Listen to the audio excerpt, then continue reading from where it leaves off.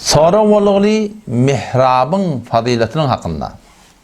Mescidde mehrab ba, şonda bir artykmaz fazilet bamy ya ýokmy? Aslında şu mehrabyň o da awaldan bamy ya ýokmy? Şu mehrab nereden gelipdir? Mehrab Umevi yani padşahla Hazreti Ali radıyallahu anh sonra bir siri adamla ummata padşah bolupdurlar.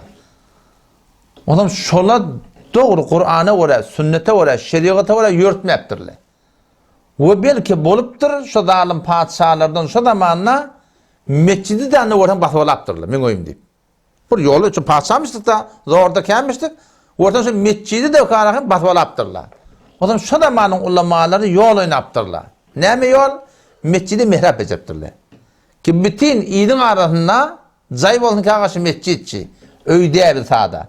Mescidlik belli olsun. Mescidlik belli olan sonra nerede adabrayını gördüğü de zalim olsa da şey değil mi? Şu suratında şu zalim padşahın şu mescidi de basıp almaklığın evine geçmeden süreyim. Mehrab dilenat şonun için kurulupdur. Bir tertibi ki şu bizim ömürde mescitte mehrab kuruluyor ya. Şu daşta yakın mescitten anırda 2 metre 3 metre anırda bu tertip avvaldan yokmuştur. Bu berde zalim padşahın zulmünün kurtulmanın için bir dörelinde atmıyor. O zaman şu hatta fıkhi taydanla yani aradaydı onun etkabı oturuyor. Ya berde de öz boynuna vacibet etkabı oturacak olan mescitte şu mescitte etkabı oturuyorda şol mehrabda oturursan boluyam ya bolmaya diyen gurunma. Şonu mescitten ne daha? Şimdi biliyor musun? Şonu mescitten dışarıda. Onu dikkat etsen imam nemeti imam durun yerini oturun yerini mescidin içet diyendir secdet diyen yerini malak mihrab diyendir. Ne diyeyim? Şu mescitten çıkmayacak olup edileni iş o. Şimdi biliyor musun adam? İmam dursun oraya değil mi? İmam durun nemeti ya berde duruyor.